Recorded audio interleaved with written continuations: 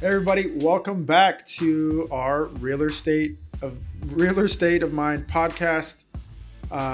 Just wanted to come on here and talk about a really good topic. Today I got a guest who is kind of newer to the investment world. Today I got Bibi Espinosa here. She's a newer loan officer with me and she wants to get into investing. And I think this would be a good video about just kind of a beginner's guide to real estate investing. Just some general knowledge questions, because I've learned a lot from a lot of the investors that I've worked with. They've bought, obviously tons of properties, and I did a bunch of financing for them. And through just honestly hours of conversation with them and obviously my own research, I've learned a lot from these people, and I want to share a little bit with you and obviously a little bit with the audience out there of what they've taught me, and just kind of pass a little bit of the knowledge that I do have or whatever, kind of pass it down to the next generation, so to speak, or pass it down to, like I said, the people watching. Yeah, thank you. It's lovely to be here. No, of course. Thank you for joining, and you're going to be a big help. So like I said, you're kind of newer to the investment world, but you have a lot of investment goals and strategies that you want to talk about. Mm-hmm. So for the audience out there, she's going to be going through a list of questions, and we're going to kind of be going back and forth about some of these questions. So yeah, let's just get it started. Let's get going. I'm in the real estate and the real estate of mind. Bibi, what's kind of the first topic that you wanted to kind of discuss? Who's a part of your team? Like, who would you recommend to have an investment team? Yeah, so anytime you guys are investing, I like that question. So anytime you guys are investing, you always want to build, like you said, you want to build a good team. To build a good team out, especially, so it depends on if you're local to the market that you're in. I'm going to assume that you're not local. Okay. That you're not local to the market that you're going to be investing in. Well, you want a lender that obviously lends in that area, unless you're going to be an only cash guy, which it's cool, but cash runs out eventually. So you're probably going to want to need a lender. You're going to need, I would have a real estate agent and a contractor and a property manager. So kind of all those four, and you want to build a good team, and I hate to say this, and you don't want to stick to one. I mean, the thing is, we do build relationships, but you want to have your option, at least your option of contractors. You don't want to have just one. When you're first starting out, you're probably going to start out with one that you really like, that's really helped you out. But eventually, as you continue to invest in that area and your team grows, you're going to want different contractors. That guy might be busy. That guy might be out of town. That guy might charge too much. That you might not like his work. I don't know. There's a million reasons why you would need another option for contracted work. A property manager, I would like to stick to one. If you're in a local area, I'd like to stick to one property manager, because they could usually give you discounts. Yeah. A property manager will give you a discount for volume. Like, they might charge, let's just say they charge 10%, and they say, hey, now you have 3, we'll go down to 7% because now you're giving us volume. And again, you build that relationship and you know how they work. And with a property manager, I do feel like you'll get benefits from having a large quantity of homes with them. Mm. A lender, you should also have different options with lenders. It's not only rates and fees and all that other stuff that people care about. It's really just the programs and the amount of leverage that you're allowed to take with certain lenders. Like, some hard money lenders will lend you up to 95% of a property as long as it needs work, versus some are strictly 75%. Some require a ton of documentation, some require almost nothing, and some are just easier to work with. So you want to have your options, or you want to go through a broker that has those options, and then he can kind of direct you to that way. Mm-hmm. I would say minimum work with a broker. That way he has the options of lending, versus if you're working directly with a private money guy or a guy that's only lending out his own money, he has one way of looking at a property. So again, you want options with lending. With real estate agents, again, we want to build a relationship with one real estate agent, but we do kind of want to have backups to build your team out. But again, the main question was building the team. So it's a real estate agent, property manager, a lender, and a contractor. So those are the 4 things that you're going to want in your investment team in order to be able to grow your portfolio, build your portfolio. what due diligence should I do before investing in a property? Before you invest in a property, what due diligence should you do? I mean, there's a ton of due diligence you should do before. Obviously, if this is going to be your first property as an investor, number one, you want to look at your like long-term investment goals. You want to see what your long-term investment goals are, because then that'll dictate the type of deal that you want to take in, and the type of risk that you're wanting to take. Number two, then you want to look at obviously how much cash you have. How much cash you have is essentially going to determine the market that you're going to be allowed to be bidding in.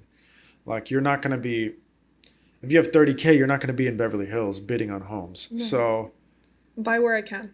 you're going to, yeah, it depends on the money that you have, and the money you have in terms of investing. And again, that will determine kind of the area that you're allowed to be in. For example, I'm currently looking in areas that are a little bit cheaper to afford. That way my money will go longer. Yeah. The ROIs can still be there, but for me, it's less risk, because if I'm purchasing homes in the Southern California market or or California in general, where you're buying, literally, we're buying beater homes at like 700 grand. So there's just a lot of risk there. The labor costs are also higher here, so you got to factor those in. Yeah. But in terms of, you're talking about just in general, on your first property, in terms of due diligence, most people, they like to stick to the area that they're in, because a lot of times they have like, you'll have a W-2 type of job. You'll have like something that's kind of keeping you local to that area that you can't, that you don't want to take that risk. So they feel more comfortable kind of investing in their own area, which I don't mind that. That's not a bad thing to do. Just for me, it's almost unaffordable for me to do it at a scale, at least because I definitely consider myself a beginner investor. I'm still in the very beginning stages of it. So it's very difficult for me to kind of buy out here. So I've had to look at other markets.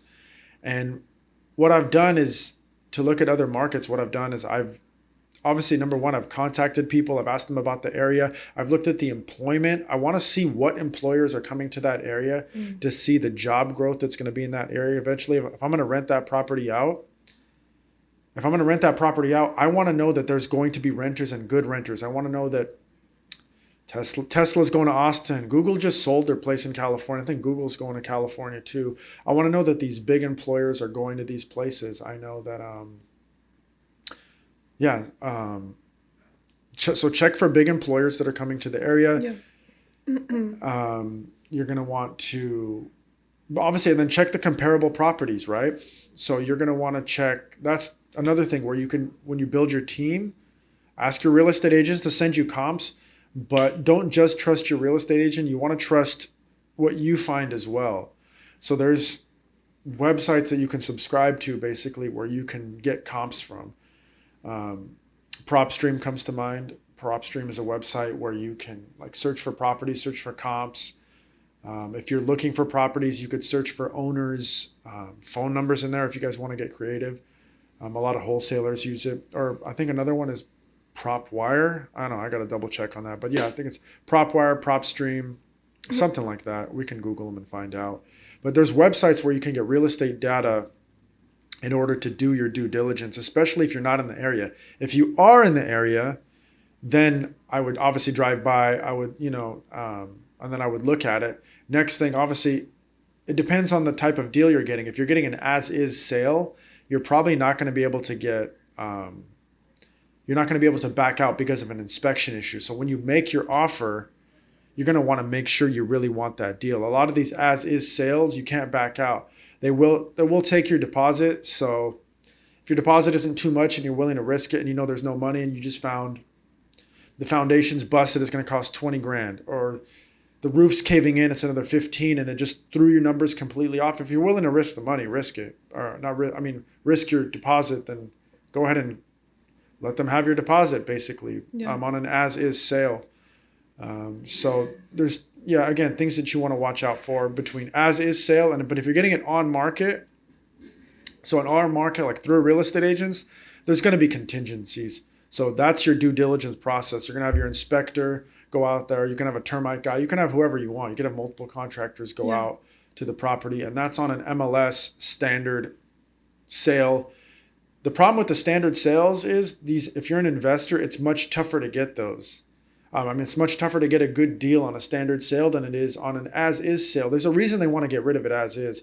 They don't want to deal with it. They don't want to deal with a retail buyer that's going to, hound them about repair costs and things of that nature. So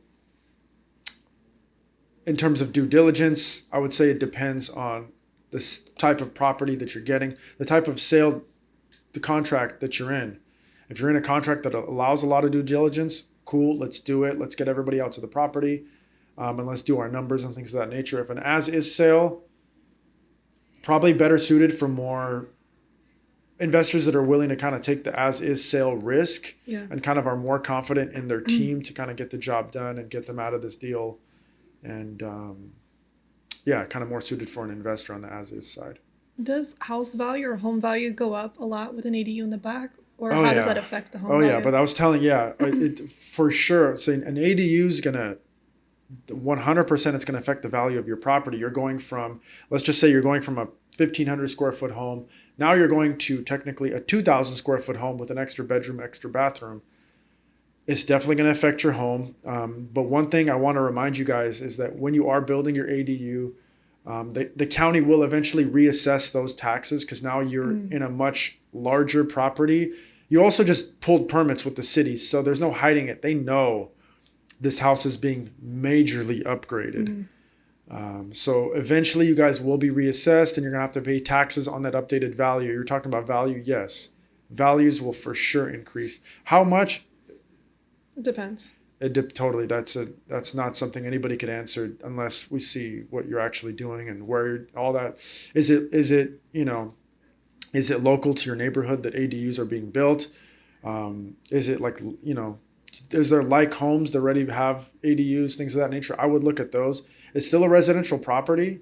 So when you compare that home with an ADU, you want to find another home with an ADU to compare it to see what they sold for. And that would be how to kind of compare that and kind of assess the value to kind of see if it's worth it. Because if your ADU costs you $120,000 and you're only going to get $75,000 in terms of like value, it still might be worth it depending on what you're going to do with the property. If you're going to keep that property long term, it might be worth it. Or if grandma's going to go in that home, or if you have in-laws, it might just be something you want to do. But if you're looking at it, maybe if you're looking for a fix and flip, obviously a fix and flip wouldn't be a good idea because you're looking for kind of quick money. You're looking to get rid of that property soon.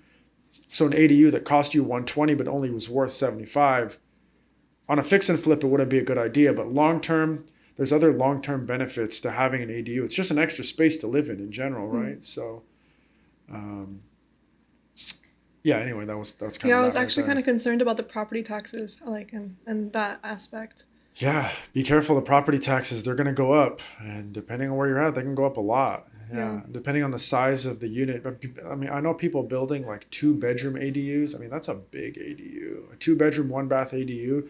Like a 750 square foot, 800. Yeah, you're gonna. Wow. Yeah. It's gonna be a lot in value, and you're talking. Yeah, obviously, it's gonna be thousands of dollars a year in property taxes that it's gonna go up. So you guys should factor those in as well. I do also want to invest in other countries like Mexico because it's our neighbor. Yeah. How different is that? Mexico. If you guys watch my YouTube. Just released, we do offer financing in Mexico. How different is it? Way different. Well, in terms of financing, obviously we released the product that we have. We can now finance homes in Mexico, so you don't have to buy all cash anymore. But if I know you're from a Mexican background and you have family that's in Mexico, so I would kind of start.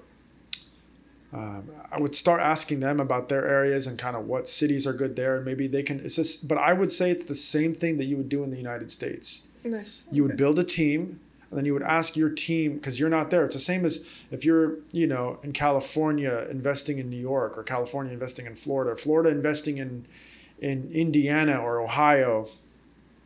A lot of people do that. They don't invest where they live, and this is kind of the same thing.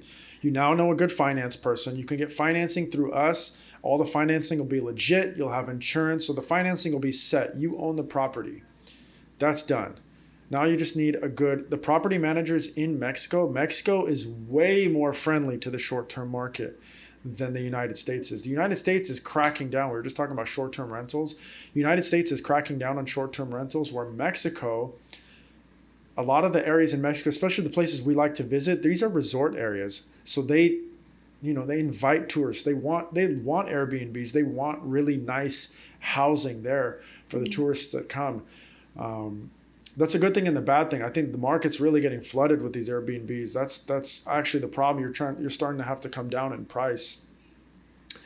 That I've seen. It's just a lot of competition with the short-term market out there. But a lot of times you buy a home in Mexico, they already come furnished, so you don't have to deal with furniture in Mexico. Yeah, so that's a good thing. Where in the United States, I would say most of the time it's the opposite. They don't come with furniture, so you got to factor that in. But I think financing, I think Mexico is a really emerging market. That's the reason we have partnered with, a financing team in Mexico, and we now offer financing there. I think it's a huge market to get into. It's a country it's a huge country. Mexico, you're from, obviously the Pacific to the Caribbean to everywhere in between. Mexico City is one of the largest cities in the world. Mexico is over 100 million people. I believe it's the second most populated country in North America, behind the United States. I don't know of anything else that would even be close to that. So emerging market. And then a lot of people are going to Mexico. Remember, we were just talking about jobs. We were just talking about Tesla. Yeah. I think they're in Monterrey. Yeah, I'm almost sure Mexico's moving, or Tesla's moving a big factory to Mexico. So Monterrey is an upscale community that a huge employer like Tesla is going to bring. So you can do long-term rent in Monterrey and get one of these people that work at Tesla to hopefully, rent your house or rent your unit from you. So again, I'm big on investing in Mexico. That's why we put out the video guys for it. I definitely think it's an emerging market, and it's a much safer. After I did my pretty much I did a little class on it, or did a little research, and they taught me, the team, the Mexican team, the Mexican finance team taught me about financing in Mexico. I feel way more comfortable investing there. They can't really just come take your property. Like a lot of people think that, you don't own your property, or people can come just take it from you. Yeah. There's abandonment laws in Mexico, but I don't know why I'm not going to be buying some big ranch in the middle of nowhere. I'm going to be buying, most likely, if I would buy, I'm buying a condo on the beach because I love the beach. I'm a beach guy. I love the sun. Yeah. Obviously, they have much more sun than we get out here. So if you like the sun and eventually, one of my next videos, I want to kind of maybe segue into that or give a little teaser, but I want to talk about, eventually I do want to talk about, so you guys stay tuned for pretty much the retirement cost in Mexico to see if it is actually worth it. Yeah. Your original question was it, is it worth investing? Just the difference really, but yeah, it's definitely worth it. Is it worth it investing in Mexico?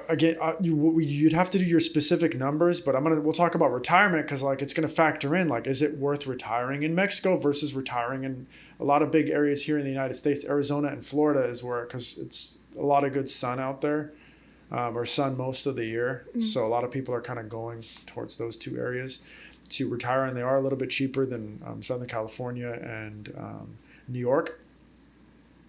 So anyway, is it a good idea? It can be for the right person, investing in Mexico. I think it's I know I'm looking into it. When the time is right, I'll pull the trigger. We go to Mexico annually. So we've seen the areas that we visit really, really grow, and we're looking to, possibly invest there if the time is right. But is it a good idea? Again, for the right person. And I guess that's pretty much it. I want to thank you for joining me. Thank you for all the questions. Hopefully you guys learned something. We'll come back at you hopefully soon with another episode. I just, I trailered the Mexican retirement. We're going to get into that. I think it's going to be, we'll see. I got to do my research. I'll bring my research to you guys, and we'll just go from there. Again, Bibi, thank you for joining me and appreciate your time. Thank you for having me.